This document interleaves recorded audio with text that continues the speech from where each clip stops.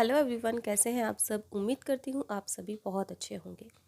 आज की इस वीडियो में मैं फिर से आप लोगों के साथ शेयर करने आई हूँ एक साड़ी का रीयूज़, और उससे हम बनाएंगे बहुत ही अच्छी सी ड्रेस जो कि आने वाले फेस्टिव सीज़न में और वेडिंग सीज़न में हम यूज़ कर पाएंगे।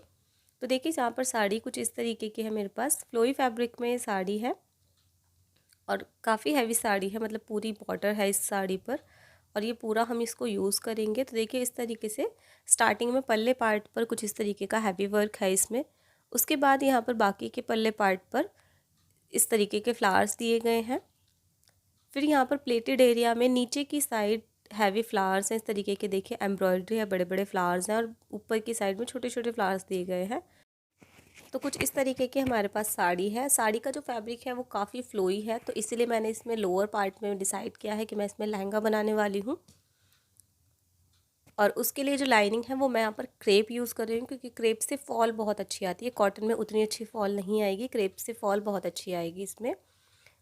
और जो लहंगे में पार्ट हम यूज़ करेंगे वो यूज़ करेंगे सिर्फ और सिर्फ जो प्लेटेड वाला एरिया है वो हम यूज़ करेंगे। तो देखिए, इसलिए यहाँ पर जहाँ तक पल्ले वाला पार्ट है उसे मैं कट करके अलग कर ले रही हूँ, क्योंकि वहाँ से एम्ब्रॉयडरी का जो पैटर्न है वो बिल्कुल अलग है। तो देखिए, यहाँ पर जहाँ तक हमारे पास पैटर्न सेम है वो एरिया मैंने इस तरीके से कट करके अलग कर लिया है। साथ ही जो लास्ट में प्लेन फैब्रिक होता है, ड्रेप करने के स्टार्टिंग में जो आता है, उसे भी मैं काट कर हटा दूँगी।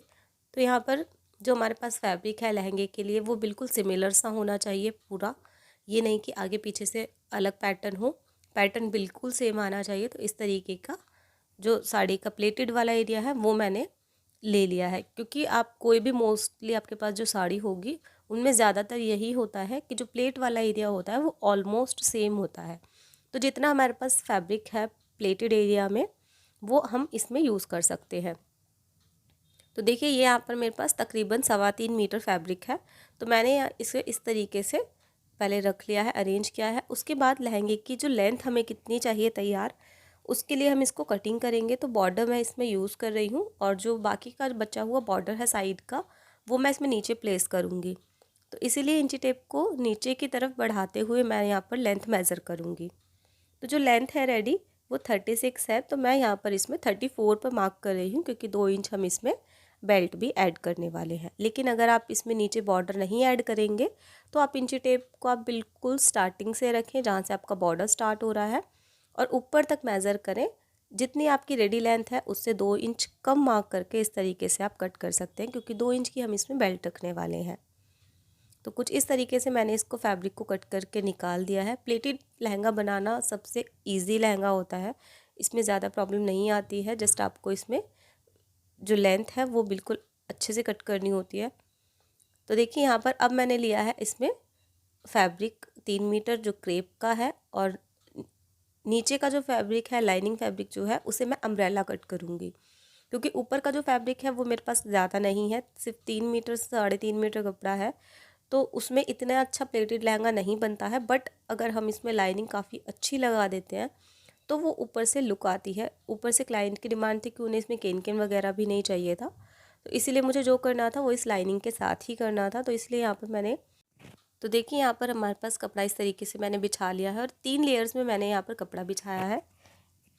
उसके बाद कपड़े को इस तरीके से फोल्ड करके कोन शेप में हमें कपड़ा कर लेना है। और अब मेरे पास यहाँ पर 6 तह इसकी हो गई है, यानी कि 6 लेयर्स में मेरे पास यहाँ पर फैब्रिक है।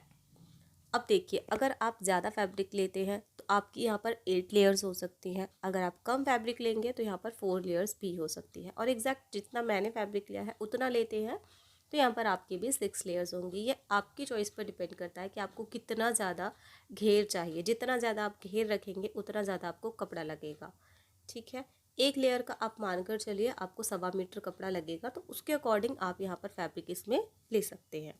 ठीक है, अब जितनी आपके पास लेयर्स हैं कपड़े की, 6 लेयर हैं, 4 हैं या 8 हैं, उतने से आप डिवाइड कर देंगे अपने हिप साइज़ को। तो यहाँ पर देखिए, मेरे पास जो हिप साइज़ है वो 41 है। 41 को मैंने डिवाइड कर दिया है 6 से। अब जितना हमारा आता है उतना हम इस तरीके से राउंड करके मार्क कर लेंगे। उसके बाद मार्क करने के बाद दोबारा से एक बार इंची टेप रख कर मेज़र करेंगे कि साइज़ हमारा ओके आ रहा है या नहीं। ठीक है, उसके बाद हम ऊपर से जहाँ से हमने मार्क करना स्टार्ट किया है वहाँ से 2 इंच ऊपर की तरफ छोड़ते हुए इंची टेप को, और नीचे हम मार्क कर लेंगे अपनी लेंथ। तो जितनी हमें लेंथ चाहिए, तो जैसे कि 36 मेरी लेंथ है, तो यहाँ पर 36 को मैं मार्क कर लूँगी। ठीक है, क्योंकि फोल्डिंग मार्जिन इसी में ही है मेरा। लाइनिंग जो है वो मेन फैब्रिक से कम होती है, तो हम फोल्ड करेंगे तो वो हमारा उतना आ जाएगा। तो यहाँ पर मैं एग्जैक्ट 36 पर ही मार्क कर ले रही हूँ। तो एक बार तो आप कर लेंगे अपने मार्क, जो अपने ऊपर निशान लगाया उससे मिला के। उसके बाद बिल्कुल कॉर्नर पे आप रखेंगे और देखेंगे कि कितना आ रहा है। जितना आ रहा है एग्जैक्ट वहीं से कॉर्नर पर ऊपर की साइड आपको इंची टेप बस घुमाते जाना है। यहाँ पर आप चाहें तो आप एक पिन लगा सकते हैं, और इस तरीके से बस आपको घड़ी की सुई की तरह इंची टेप को घुमाते जाना है और मार्क करते जाना है सेम निशान पर। ठीक है, जितना इंचेस आपका आ रहा है लेंथ उस तरीके से मार्क करते जाएंगे। इस तरीके से अगर आप करेंगे तो आपका अम्ब्रेला कभी भी ऊंचा नीचा नहीं होगा। बहुत रेयर चांसेस होते हैं। ये वाला तरीका बहुत अच्छे से काम करता है। टचवुड मुझे आज तक कभी ऐसी ज़रूरत नहीं पड़ी है कि मैं स्केल से इस तरीके से करके मुझे अपना अम्ब्रेला जो है वो ठीक करना पड़ा हो, क्योंकि मैं इसी तरीके से कट करती हूँ और हमेशा बिल्कुल परफेक्ट आता है। ऊंची नीची बिल्कुल भी नहीं होती है फॉल। देखिए इस तरीके से हमने जो निशान लगाया है उसी के अकॉर्डिंग अब हम इसे कट कर देंगे। तो देखिए अब आप देख रहे होंगे नीचे के जो हमारे पीसेस हैं वो बिल्कुल ठीक है लेंथ में, और जो ऊपर की जो 3 लेयर्स हैं उसमें हमारी कटिंग आई है।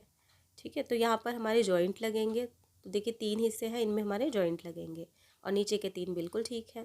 तो अब जो जॉइंट लगेंगे वहाँ पर हम फैब्रिक को इस तरीके से पलट कर रखेंगे। ठीक है, देखिए इस तरीके से पलट कर रखेंगे। एक चीज़ और बहुत ज़रूरी जो होती है वो ये है कि आप जब इस तरीके जॉइंट लगाते हैं तो आपकी जो किनारी है वो आप उसे कट कर लें, क्योंकि जो फैब्रिक की किनारी होती है उसी के साथ अगर आप इसमें फैब्रिक जॉइंट करेंगे तो वहाँ पर सिलवट आती है, जिससे कि फैब्रिक में फिनिशिंग नहीं आती है एक तो, और दूसरी बात वो ऊंचा नीचा ज़रूर होता है। तो इसलिए जो किनारी है उसे आप कट कर लें, तो उससे फैब्रिक जो है वो खुल जाता है इस तरीके से और काफ़ी अच्छी लुक आती है। तो देखिए इस तरीके से हमने फैब्रिक इसके ऊपर प्लेस कर दिया है, और जब टच करेंगे हम तो हमें फ़ील होगा कि नीचे वाला फैब्रिक कहाँ तक है। अगर नहीं तो आप इंची टेप से मार्क कर सकते हैं। अदरवाइज़ देखिए यहाँ पर कैमरे में भी इस तरीके से दिख रहा है, थोड़ा विजिबल होता है वो। तो इस तरीके से आप बिल्कुल एग्जैक्ट मार्क कर लेंगे नीचे वाले पीस के अकॉर्डिंग। ठीक है, तो इस तरीके से हम यहाँ पर जो इसके जॉइंट के पीसेज हैं उन्हें भी कट कर लेंगे।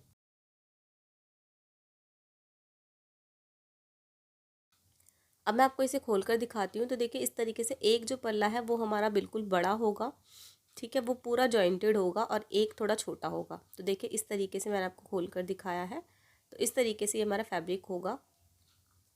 ठीक है, और जहाँ पर भी हमारे पीस लगेंगे, 2 जो पीसेज हैं हमारे जॉइंट वो हमारे लगेंगे बड़े वाले पार्ट में और एक लगेगा छोटे वाले में। तो इस तरीके का आप देख सकते हैं कि खूब अच्छा इसमें घेर आ जाएगा, और लहंगे में इसी से ही काफ़ी अच्छा लुक आएगा। तो चलिए अब हम इसकी स्टिचिंग स्टार्ट करते हैं। तो सबसे पहले जो काम किया है मैंने वो ये है कि जो बॉर्डर हम इसमें लगाने वाले हैं, जॉइंट करने वाले हैं, बचा हुआ जो बॉर्डर है उसी के साथ इस वाले बॉर्डर को अटैच करने वाले हैं। तो देखिए यहाँ पर मैं सबसे पहले अपना जो मेन फैब्रिक है उसमें बॉर्डर वगैरह लगाकर बिल्कुल रेडी कर लूँगी। तो देखिए पहले मैंने इस तरीके से जस्ट बॉर्डर प्लेस किया। ठीक है, बट उसके बाद मुझे इसका लुक कुछ समझ नहीं आ रहा था, थोड़ा सा अनइवन लग रहा था, क्योंकि आप देख पाएंगे कि जो इसमें जो लेस है गोल्डन वाली वो एक नीचे है एक ऊपर है, और ऊपर वाला हिस्सा बिल्कुल खाली है। 2 इस तरीके से है, बट मुझे इसका कुछ पैटर्न समझ नहीं आया, कुछ अच्छा नहीं लगा। तो इसीलिए फिर मैंने इसको दोबारा से खोला, और इसमें मतलब बहुत मेहनत लगी मुझे। आप अपने अकॉर्डिंग कर सकते हैं, बट हाँ जब तक आपको खुद से अच्छा ना लगे तब तक मैं नहीं मानती कि आपको उस चीज़ को तैयार करना चाहिए, क्योंकि जब आप खुद सेटिस्फाइड होते हैं किसी चीज़ से तभी आप उसको अच्छा बना पाते हैं। तो देखिए यहाँ पर मैंने इसमें ऑलमोस्ट ये कंप्लीट कर दिया, बट मुझे नहीं अच्छा लगा तो मैंने इसे खोला दोबारा से और एडजस्ट करके देखा बॉर्डर कि कितना कहाँ से मैं इसको अच्छा कर सकती हूँ, इसकी लुक को और इन्हेंस कर सकती हूँ। तो अब आप देख सकते हैं बिफ़ोर एंड आफ्टर इसमें कितना ज़्यादा चेंज आया है। अब मैंने पूरे बॉर्डर को खोल के इस तरीके से इस बॉर्डर को अटैच किया है, जिसमें कि अब ये एग्जैक्ट वही लुक दे रहा है। काम थोड़ा सा बढ़ा, बट मैं पूरी तरीके से अब सेटिस्फाइड थी कि हाँ क्लाइंट को भी अच्छा लगेगा। तो अब हम आते हैं अपने बाकी के पीसेस जॉइंट करने पे। सबसे पहले जो हमारे जो पीसेस हैं लाइनिंग के, हम उनको अटैच कर लेंगे। ठीक है, तो जो पहले वाला पीस है वो मैंने इस तरीके से अटैच किया। देखिए, किनारे से रखते हुए हम साइड से एक पैर का मार्जिन बस लेते हुए, बहुत ज़्यादा मार्जिन नहीं लेना है, एक पैर का मार्जिन लेना है सिर्फ, और इस तरीके से हम इसको अटैच कर देंगे। एक स्टिच हमने लगाई पहले, उसके बाद हम इसे इस तरीके से पलटेंगे और इसके ऊपर एक टॉप स्टिच लगा देंगे। अब देखिए, जो हमारे पास बड़े वाला पार्ट है उसमें हमारे 2 जॉइंट लगेंगे और वो 2 जॉइंट हमारे इस तरीके से आए हैं। ठीक है, यहाँ पर मैं आपको बता रही हूँ कि अगर आप 3 लेयर वाला कट कर रहे हैं, 6 लेयर्स वाला कट कर रहे हैं, तो आपके पास इस तरीके से 3 जॉइंट जो हैं एक सिंगल लगेगा और जो 2 जॉइंट हैं वो एक साथ लगेंगे बड़े वाले पल्ले में। तो इस तरीके से देखिए, पहले जो जॉइंट है उन्हें हम आपस में अटैच कर लेंगे और उसके बाद जो फैब्रिक है हमारा उसके साथ उसे अटैच करेंगे।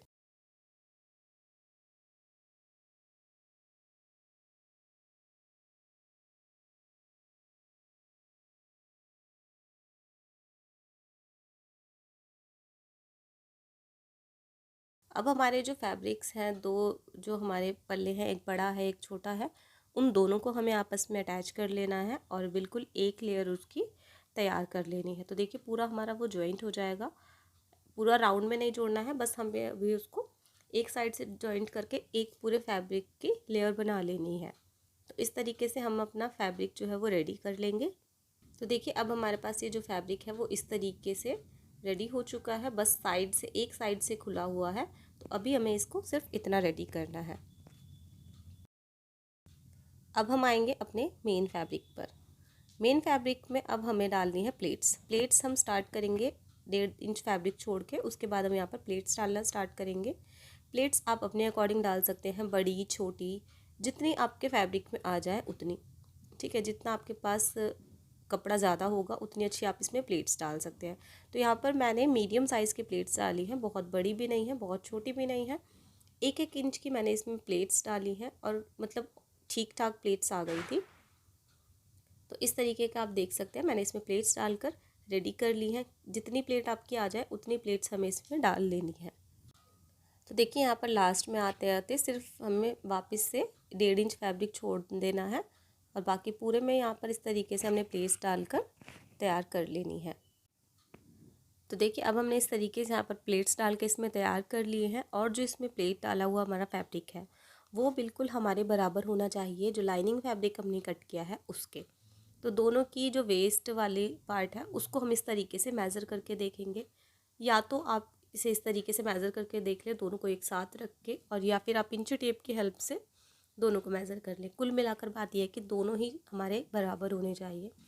लाइनिंग फैब्रिक बिल्कुल एग्जैक्ट हमारा है और जो मेन फैब्रिक है उसमें हम प्लेट्स बढ़ा या घटा सकते हैं अकॉर्डिंग टू द लाइनिंग। ठीक है, अगर आपकी लाइनिंग से जो मेन फैब्रिक है वो कम है तो आप प्लेट्स खोल दें, और अगर वो ज़्यादा हो रहा है तो आप उसमें एक आध प्लेट ऐड कर दें। तो इस तरीके से आप इसको बिल्कुल दोनों को इक्वल कर लें।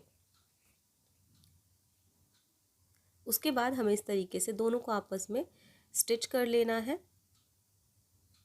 कोई भी पीस जो है वो बड़ा छोटा नहीं होना चाहिए, दोनों बिल्कुल बराबर होने चाहिए। और ये बस ध्यान रखें थोड़ा सा इसको जॉइंट करते टाइम कि जो आपके लाइनिंग वाले फैब्रिक में जो हमने जॉइंट लगाए हैं वो जॉइंट हमारे नहीं दिखने चाहिए। मतलब आप इस तरीके से आप इसको समझ सकते हैं कि अगर आपका मेन फैब्रिक ऊपर होता है तो आप बाहर की तरफ से देख रहा है कोई, तो उसे जो जॉइंट है वो नहीं दिखने चाहिए। ठीक है, तो इस तरीके से हम इसमें रखना है फैब्रिक को और इसे जॉइंट कर लेना है। तो देखिए, यहाँ पर हमने इसे इस तरीके से जॉइंट कर लिया है। अब इसके बाद हम इसका जो लाइनिंग फैब्रिक है उसे हम फोल्ड करेंगे नीचे से। तो फोल्ड करने के लिए सबसे पहले अगर आप देखेंगे तो इस तरीके से अगर कॉर्नर निकला हुआ है तो देखिए साइड से इस तरीके से कॉर्नर निकला हुआ है एक्स्ट्रा। अगर मैं यहीं से स्टार्ट कर दूँगी ना तो मेरी पूरी जो फोल्डिंग है वो ख़राब हो जाएगी, तो इसलिए मैंने हल्का सा यहाँ से इसको छाँट दिया है। तो यानी कि यहाँ से आप इसको स्टार्टिंग से आप हल्का सा इसको छाँट दें। और यही एक बहुत इम्पॉर्टेंट टिप होती है जो कि मैंने कई बार इसको आजमाया है कि आपकी फ़ोल्डिंग नहीं ख़राब होगी अगर आप इस तरीके से स्टार्टिंग में जो फैब्रिक है उसे फ़ोल्ड मार देंगे थोड़ा सा, और एक एक प्लेट आप डाल दें इस तरीके से, और इसके बाद आप इस फैब्रिक को फ़ोल्ड करते जाएं। बिल्कुल गोलाई में आपका फैब्रिक फ़ोल्ड होगा। आप अपने अकॉर्डिंग इसमें फोल्डिंग रख सकते हैं, 1 इंच की, 1.5 इंच की। और अगर इससे ज़्यादा फोल्डिंग रखनी है तो फिर उसके लिए आपको एक्स्ट्रा मार्जिन रखना पड़ेगा स्टार्टिंग में। तो यहाँ पर देखिए इस तरीके से मैंने छोटी फोल्ड इसमें डाली है, 1 इंच की फोल्ड है ये। तो यहाँ पर फोल्ड डाल के कंप्लीट कर लिया और देखेंगे बाहर से भी कॉर्नर निकला है, दूसरी तरफ से भी स्टिच करके मैंने निकाला है कपड़ा, उसको हमने कट कर दिया है। तो जहाँ पर भी आपको फोल्डिंग के टाइम पर लगे वहाँ पर आप इसमें छोटी छोटी प्लेट्स ऐड करते जाइए और इसको बस स्टिच करते जाइए, कोई प्रॉब्लम नहीं आएगी।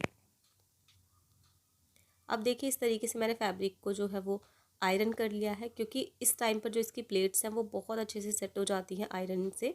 जैसे कि आप देख पा रहे होंगे बहुत अच्छी फिनिशिंग के साथ ये इस टाइम पर आयरन होता है, क्योंकि एक साइड से खुला हुआ है तो कोई प्रॉब्लम नहीं होती है इसको आयरन करने में भी। अदरवाइज़ अगर आप उसको पूरा स्टिच करने के बाद आयरन करते हैं तो एक साइड की आप प्लेट्स बैठाएंगे और दूसरी साइड की ख़राब हो जाएंगी। तो यही चीज़ इसमें जो है वो परेशान करती है। जब भी आप प्लेटेड स्कर्ट बनाएं, प्लेटेड कोई भी चीज़ बनाए, तो जब वो एक साइड से ओपन हो उस टाइम पर ही आप इसमें प्लेट्स बैठा लें तो बहुत अच्छे से प्लेट्स इसमें सेट हो जाती हैं।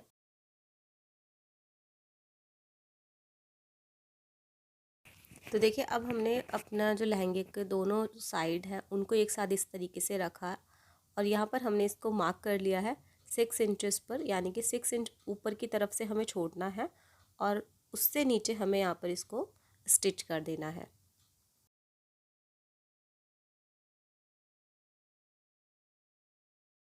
तो यहाँ पर देखिए हमने 6 इंच पर एक इस तरीके से पहले स्टिच लगाई है। ये तकरीबन हम 2 इंच, 1.5 से 2 इंच के बीच में इस तरीके से स्टिच लगा देंगे 6 इंच के बाद।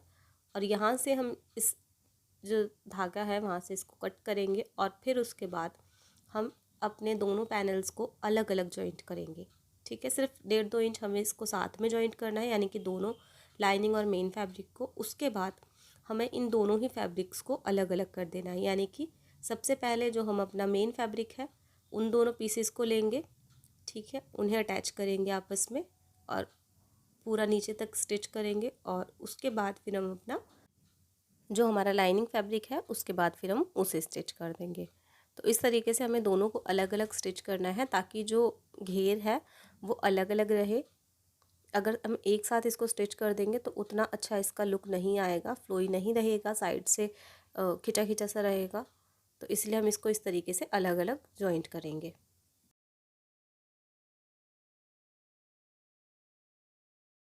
अब हम आएंगे अपने ऊपर वाली साइड जहाँ से हमने 6 इंच फैब्रिक को छोड़ा है, तो वहाँ पर हम इसमें ज़िप लगाने वाले हैं। ज़िप बिल्कुल सिंपल तरीके से लगाएंगे, कोई मैं इसमें एक्स्ट्रा नहीं करने वाली हूँ कि पट्टी वगैरह, बिल्कुल सिंपल तरीके से लहंगे में मैं ज़िप लगाऊंगी। तो यहाँ पर हमें इसमें छोटी वाली ज़िप यूज़ करनी है, जो इसे हम इनविजिबल ज़िप बोलते हैं, उसे हम लेंगे इस तरीके से। और देखिए जो ज़िप है वो हमें इस तरीके से रखनी है, ऊपर से खुली हुई साइड होनी चाहिए और नीचे से बंद वाली साइड। अब सबसे पहले किनारे पर हम स्टिच लगाएंगे और इस तरीके से बस अब इस टाइम पर हमें क्या करना है, बस इस ज़िप को और कपड़े को एक साथ अटैच कर लेना है। अभी हम फिनिशिंग नहीं देनी है, सिर्फ कॉर्नर पर हम लगा लेंगे, ज़िप के कोने से स्टार्ट करेंगे लगानी। एक साइड हमने इस तरीके से लगाया नीचे तक, फिर उसके बाद हम इसको पलटेंगे और दूसरी साइड आएंगे। दूसरी साइड की भी जो ज़िप की साइड है वो भी इसी तरीके से हम इसमें अटैच करेंगे अपने फैब्रिक के साथ। तो देखिए इस तरीके से बिल्कुल आमने सामने होना चाहिए, ऊपर नीचे नहीं होना चाहिए आपकी ज़िप। तो देखिए इस तरीके से हम रखते हुए साइड में स्टिच लगाते हुए इस ज़िप को अटैच कर लेंगे। तो दोनों साइड से हमारी ज़िप अटैच हो चुकी है। अब इसका जो एक्स्ट्रा फैब्रिक है वो मैंने इस तरीके से अंदर की तरफ फोल्ड कर दिया है। उसके बाद देखिए यहाँ पर मैंने फुट चेंज किया है, यहाँ पर सिंगल फुट यूज़ किया है, क्योंकि ज़िप लगाने के लिए सिंगल फुट बहुत बहुत इम्पॉर्टेंट है। आप सिंगल फुट से लगाइए, बहुत आसानी से लग जाएगी, कोई प्रॉब्लम नहीं आएगी, अदरवाइज़ आप बहुत अटकेंगे। ये एक छोटी सी टिप है, मतलब ज़रूरी है सिंगल फुट आपके पास होना अगर आप स्टिचिंग करते हैं तो देखिए सिंगल फुट मैंने बस सिंपली इसमें लगाया और उसके बाद मैंने यहाँ पर बस इसमें स्टिच लगा दी ज़िप के किनारे किनारे से। और उसके बाद देखिए लास्ट में जब पहुँचे हैं तो रनर को ऊपर कर देंगे और फिर बाकी में स्टिच लगा देंगे। तो इस तरीके से हम इसमें स्टिच लगाएंगे और बहुत आराम से इसमें स्टिच आ जाती है। अदरवाइज़ आप जो स्टिच है वो क्या होता है कि आपकी जो निडल है वो ज़िप के ऊपर आ जाती है, जिससे कि नेट उसमें जो ज़िप है वो दब जाएगी। आपका रनर नहीं ऊपर नीचे हो पाएगा, तो काफ़ी सारी प्रॉब्लम आती है। तो अगर आप सिलाई करते हैं तो आप सिंगल फुट ज़रूर यूज़ करें इस तरीके से ज़िप लगाते हुए, बिल्कुल आराम से, मतलब बच्चों वाला खेल आपको लगेगा ज़िप लगाना। तो देखिए इस तरीके से मैंने ज़िप लगा ली है और कितनी फिनिशिंग के साथ लगेगी, देखिए इस तरीके से। फिर हम बाकी का जो ज़िप का साइड है वो हम फोल्ड करेंगे, ऊपर से ज़िप के ऊपर से इस तरीके से स्टिच लगाएंगे। तो यहाँ पर देखिए किनारे पर मैंने इस तरीके से स्टिच लगाया और नीचे जहाँ से हमने स्टार्ट की थी ज़िप लगानी, वहाँ से इस तरीके से पक्का करेंगे, घुमाते हुए हम वापस से स्टिच को दूसरी साइड ऊपर लेकर आएंगे। तो देखिए आप कि कितने आराम से और फिनिशिंग के साथ ही ज़िप जो है वो लगकर तैयार हो गई है।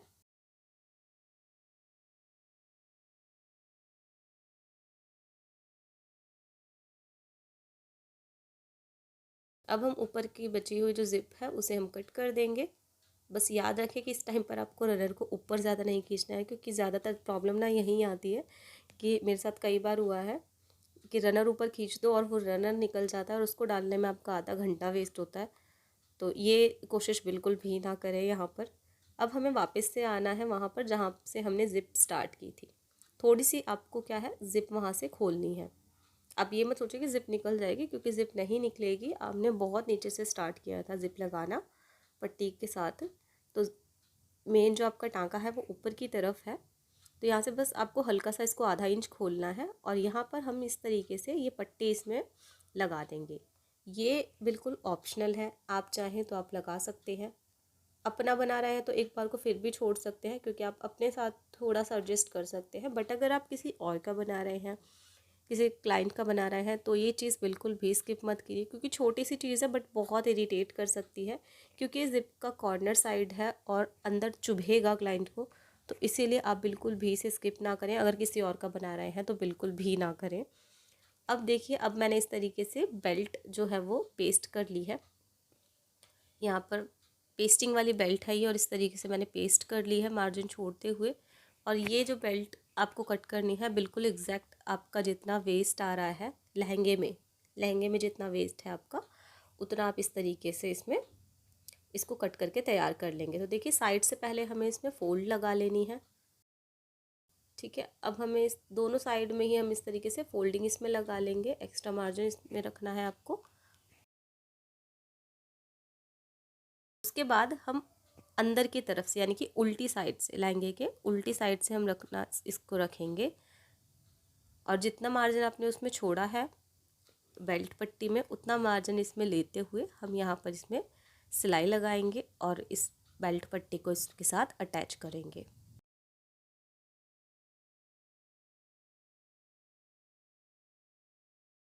अब देखिए इस तरीके से हमने एक साइड से स्टिच लगा लिया और बाहर की तरफ से, यानी कि बिल्कुल मेन साइड से आप आएंगे और बहुत ही फिनिशिंग के साथ इसमें यहाँ पर फोल्ड लगा देंगे। ठीक है, फोल्ड लगाकर अब यहाँ से हम स्टार्ट करेंगे, पक्का करते हुए स्टार्ट करेंगे, क्योंकि ये इसी में आपका नाड़ा भी डलने वाला है। तो आप यहाँ पर बिल्कुल पक्का करते हुए इसको यहाँ पर स्टिच लगाएंगे। और ये वाली स्टिच जितनी फिनिशिंग से आएगी उतनी आपके लहंगे में चार चांद लगने वाले हैं, क्योंकि ये जो स्टिच होती है बहुत इंपॉर्टेंट होती है, आपकी वेस्ट पर आती है और ये आपके लुक को इन्हेंस कर सकती है। बट अगर आपने इसको ख़राब कर दिया तो यही आपके लहंगे की जो लुक है उसको ख़राब भी कर सकती है। तो याद रखें इस वाली स्टिच में बिल्कुल भी कंजूसी ना करें टाइम की, बहुत अच्छे से टाइम देकर इसमें स्टिच लगाएं ताकि इसमें फिनिशिंग रहे। तो देखिए यहाँ पर ये हमारा इसी के साथ कंप्लीट होता है लहंगा। और इसमें मैंने लटकन बनाई है, नाड़ा लगाकर इसमें डाला है सेम फैब्रिक का, तो वो आप शॉर्ट्स वीडियो में देख पाएंगे। तो इसी के साथ यहाँ पर ये कंप्लीट होता है हमारा लहंगा। इसका जो टॉप पार्ट है वो आपको नेक्स्ट वीडियो में मिलेगा। तो तब तक के लिए bye bye and take care and thank you so much for watching this video. अगर वीडियो थोड़ी सी भी आपके लिए हेल्पफुल रही हो तो प्लीज़ लाइक कर दीजिएगा, चैनल को सब्सक्राइब कर दीजिएगा इसी तरीके के और वीडियोज़ के लिए। तब तक के लिए बाय बाय।